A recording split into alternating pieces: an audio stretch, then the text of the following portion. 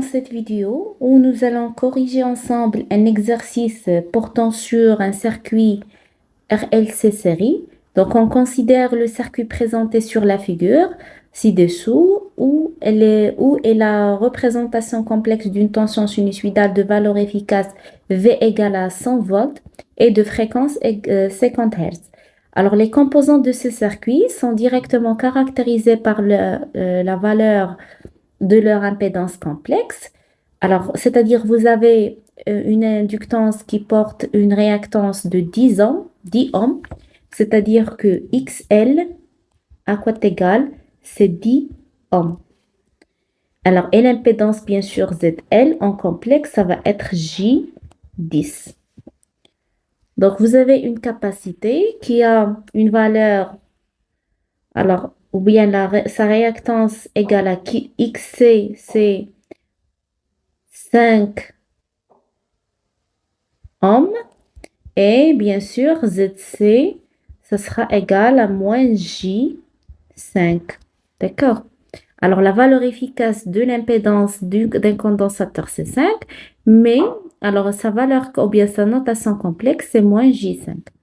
Alors, vous avez aussi une résistance R qui porte, ou bien qui a une valeur de 20 ohms. Alors, la première question, c'est déterminer la forme complexe du courant si on considère que la tension, il est à l'origine des phases. Alors, une tension qui est à l'origine des phases, ça veut dire quoi? Ça veut dire on peut écrire V qui est égal à sa valeur efficace 100 exponentielle J0. Voilà.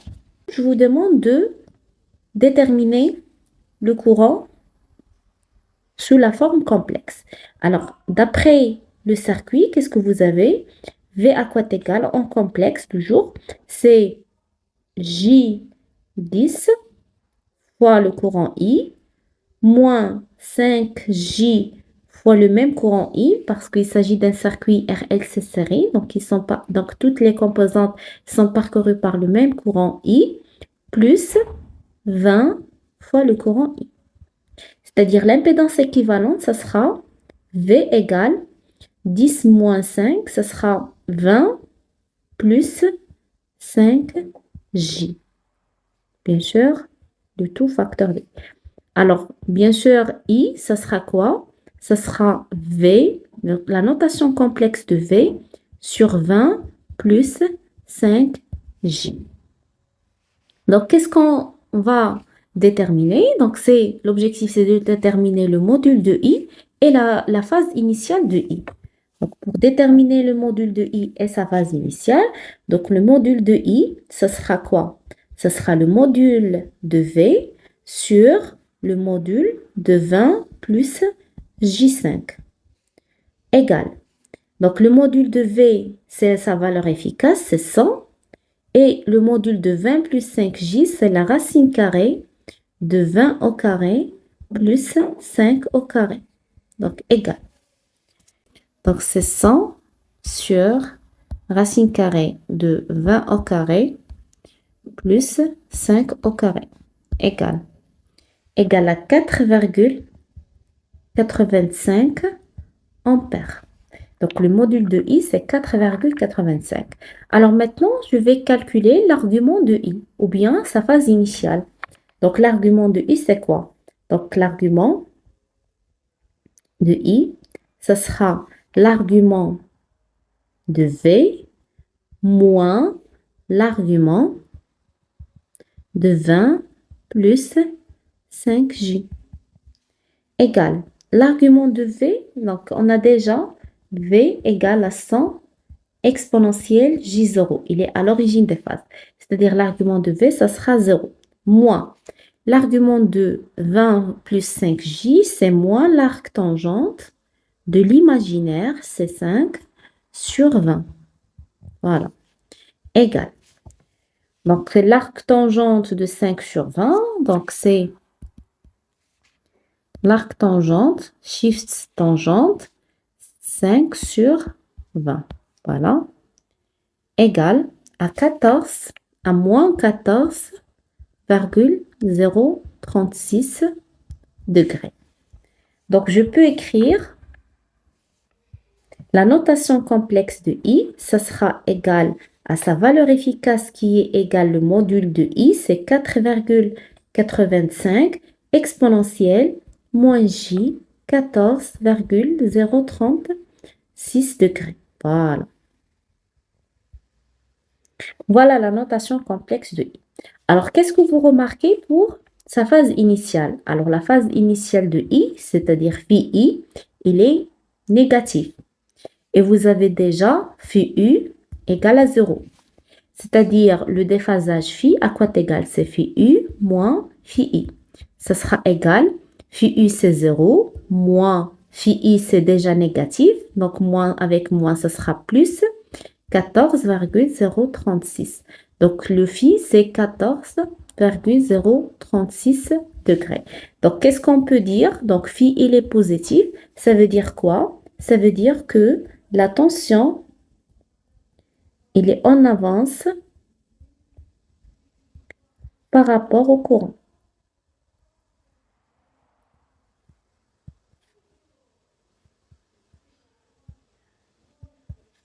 Alors, si la tension, il est en avance par rapport au courant, c'est-à-dire il s'agit d'un circuit qui est un circuit inductif. Voilà. Alors, la deuxième question, c'est écrire l'expression temporelle de la tension V de t et du courant I de t. Donc, pour écrire la fonction temporelle de V de t et I de t, donc qu'est-ce qu'on a? Donc, on a V égale à 100 exponentielle J0. Ça veut dire que la représentation temporelle de V, ça sera V égale à la valeur efficace fois racine de 2. Donc, c'est normalement, c'est la valeur maximale du signal ou bien c'est l'amplitude du signal. Alors, sinus ou bien cosinus oméga t plus 0. D'accord? Pour I de t, donc vous avez la représentation complexe de IC 4,85 exponentielle moins J 14,036. Donc, je peux déterminer son expression temporelle, c'est la valeur efficace, 4,85, racine de 2. Alors, si je représente la tension par sinus, je dois représenter le courant par sinus. Pourquoi? Pour ne pas avoir un déphasage de pi sur 2 entre sinus et cosinus. Donc, c'est racine de 2, sinus oméga t moins 14,036 degrés. Donc, vous pouvez aussi convertir 14,036 en radians. D'accord? Donc, voilà l'expression temporelle de I de t et de V de t. Alors, la troisième question, c'est je vous demande de représenter tous les complexes formant la loi de May sur un diagramme vectoriel dans le plan complexe diagramme de Fresnel. C'est-à-dire, je dois représenter tous les éléments du circuit sur un diagramme de Fresnel. Et quels sont les éléments du circuit? Donc, vous avez V. Alors, vous avez la tension VL. Vous avez ici la tension VC. Et vous avez la tension VR. Je vais représenter les 4 tensions V, VL, VC et VR dans un diagramme de Fresnel ainsi que le courant. Alors, il existe 2 méthodes. Alors, soit de représenter la notation complexe de chaque tension V par rapport et de trouver sa phase initiale par rapport à l'origine des phases, ou bien vous tracez les tensions par rapport à I. C'est-à-dire, donc je vais commencer à tracer les tensions par rapport à l'origine des phases. Donc je vais commencer par la tension VR. Alors, qu'est-ce que vous avez là pour la tension VR? VR en complexe à quoi égal? C'est R fois le courant I. D'accord? Donc, c'est VR égale à quoi? Égale à R fois I. Donc, c'est 20 fois le courant I, c'est 4,85 exponentielle moins J 14,036 degrés. Donc, égal. Donc, c'est 20 fois 4,85 égale. Donc, c'est 97 exponentielle moins J 14,036 degrés. Celui-là, c'est VR. Donc, la tension VR, il a comme module, ou bien la valeur efficace, c'est 97 et sa phase initiale, c'est moins 14,036. C'est-à-dire la tension VR, il est en phase avec le courant I. D'accord? Donc voilà, et donc il est en phase, c'est-à-dire sa phase initiale, c'est celui-là, c'est par rapport à l'origine des phases. Donc je vais aussi déterminer VL. À quoi est égal VL? Normalement, VL, c'est la tension soumise à l'inductance. Donc la tension soumise à l'inductance s'écrit, c'est JL oméga, c'est l'impédance de l'inductance, fois le courant parcouru par cette inductance, c'est CI. Donc VL à quoi est égal? C'est J L oméga. Avec L oméga, c'est normalement, c'est combien? Donc JL oméga, c'est 10. Voilà la bobine. Il a une impédance de 10 ohms. Donc voilà. Donc c'est J10 fois le courant I.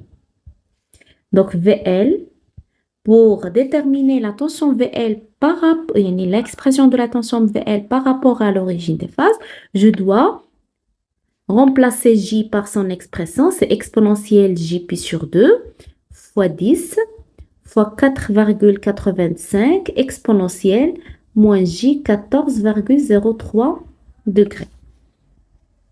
Donc voilà. Donc VL, ça sera égal à quoi?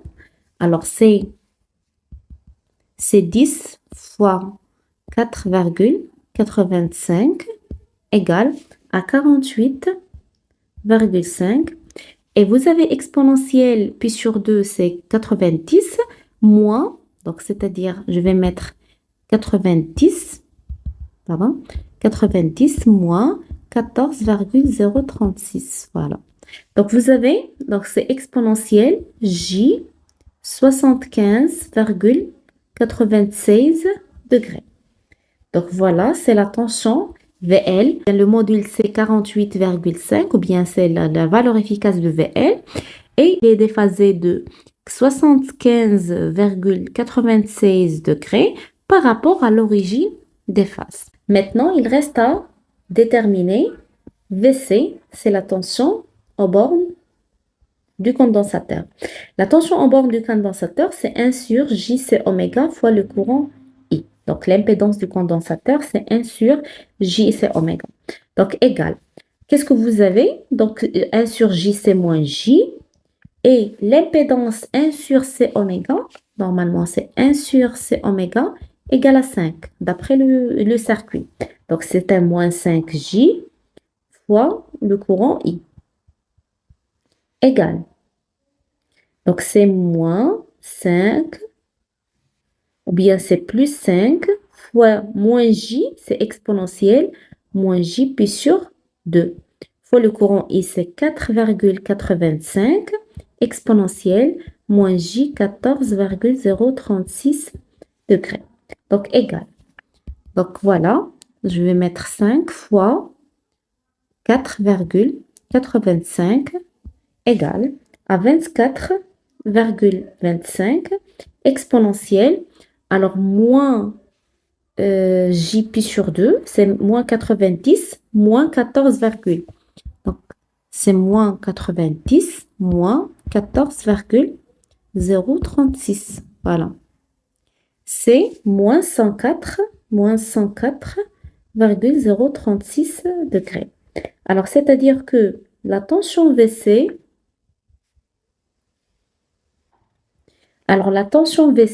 il a comme module 24,25, ou bien la valeur efficace 24,25, et avec sa phase initiale, c'est moins 104,036. Donc, c'est moins, donc sa phase initiale, il est négatif, d'accord? Maintenant, si j'ai la notation complexe de VR, et j'ai la notation complexe de VL, et j'ai la notation complexe de VC, je peux tout simplement tracer ces notations complexes dans un repère X, Y ou bien dans un repère de complexe. Sur le repère imaginaire réel, ou bien XY, réel imaginaire. Donc, je commence à déterminer l'échelle. Donc, vous avez 97, 48. Donc, c'est à peu près la moitié et celui-là, c'est la moitié de celui-là. Donc, je prends par exemple 1 centimètre correspond à, par exemple, à 25 volts. Donc, je vais représenter VR. Donc, vous avez 4 centimètres et moins 14. Voilà, 1, 2, 3 et 4. Donc, voilà. Donc, à peu près, c'est la tension VR. Et celui-là, c'est quel angle? C'est moins 14,036 degrés. Donc, voilà, j'ai représenté la tension VR. Alors maintenant, je vais représenter la tension VL. VL, c'est 48,5 exponentielle J 75,96. Alors, c'est-à-dire qu'il est déphasé de 75,96 en avance par rapport à l'origine des phases. Il est positif, c'est-à-dire il est en avance. Donc, 75, c'est à peu près là. Voilà, soit je commence pas. Et j'ai ici, c'est presque 50 volts. Donc, c'est 2 centimètres. Voilà, 1, 2. Voilà. C'est la tension, normalement, c'est la tension VL. Voilà. Maintenant, je vais représenter la tension VC. La tension VC, il a presque 25 cm, 25 volts. Donc, il est déphasé de moins 104,036 en retard par rapport à l'origine des phases. Donc, voilà, c'est la tension VC. Voilà, vous avez VR, VC et VL. Et j'ai déjà la tension V à quoi est égal d'après la loi de May. C'est VR plus VL plus VC. Donc, je vais faire la somme. Donc, je vais faire une translation de VL ici. Donc, VL, celui-là. Je vais faire une translation. Donc, voilà. C'est VL. Voilà. Et VC, je vais faire la translation de VC. Donc, celui-là, je peux faire la translation donc, jusque-là. Voilà. Donc, c'est VC. Donc, la somme, ça sera quoi? Ça sera VR plus VL plus VC, c'est la tension V. La tension V, il est à l'origine des phases. Et déjà, on a la tension V égale à 100 exponentielle J0.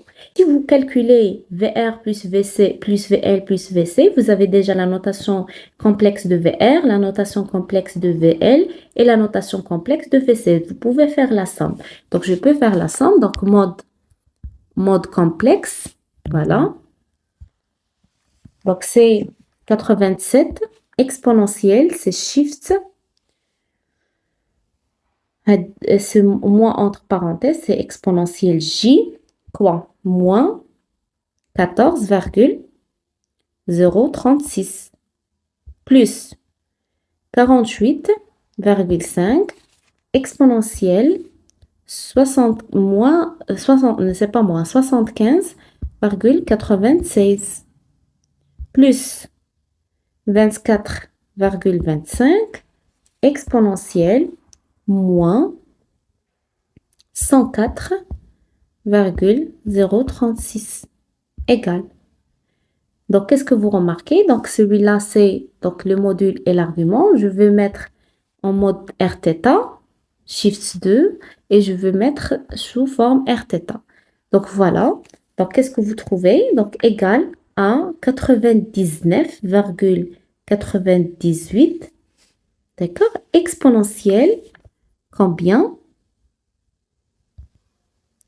Moins 0, moins J 0,00027. C'est presque 0, c'est-à-dire cela c'est presque 100 exponentielle moins ou plus J 0.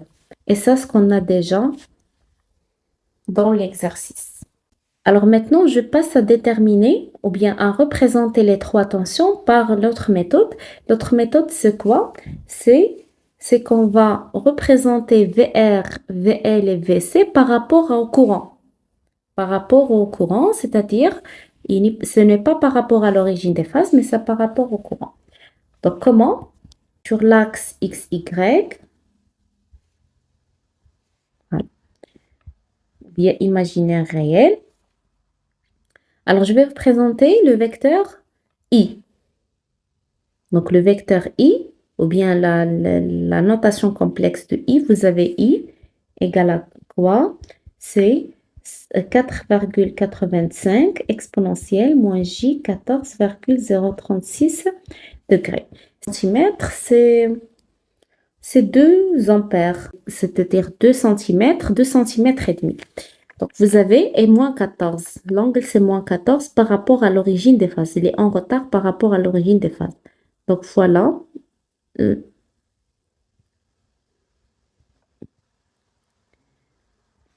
Voilà le courant I. Donc, maintenant, je vais présenter la tension VR. Donc, qu'est-ce qu'on a? VR à quoi est égal? VR, c'est normalement, c'est R fois I. C'est-à-dire, il est en phase. Donc, on a déjà dit que s'il s'agit d'une résistance, la tension soumise à la résistance et le courant sont en phase. Égal à 20 fois le courant I. VR, c'est comme celui-là. Voilà. C'est la tension VR. Je vais représenter la tension VL. À quoi est égal VL? Alors, VL égale à quoi? C'est 1 sur, bien c'est J10 fois le courant I. Donc, qu'est-ce que vous remarquez? C'est J10 fois le courant, c'est exponentiel, J pi sur 2 fois 10 fois le courant I. Le VL, il est en avance de pi sur 2 par rapport à I. Donc, il est en avance de pi sur 2 par rapport à I. Donc, voilà I. Donc, le VL, il est en avance de pi sur 2. Je présente. Voilà. Donc, voilà, c'est VL. Ici, j'ai plus pi sur 2. Ici, je n'ai pas mentionné ça, c'est 4,036 degrés.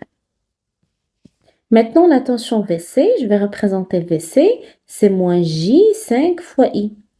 Avec moins J, c'est exponentiel, moins J pi sur 2 fois 5 fois le courant I en complexe.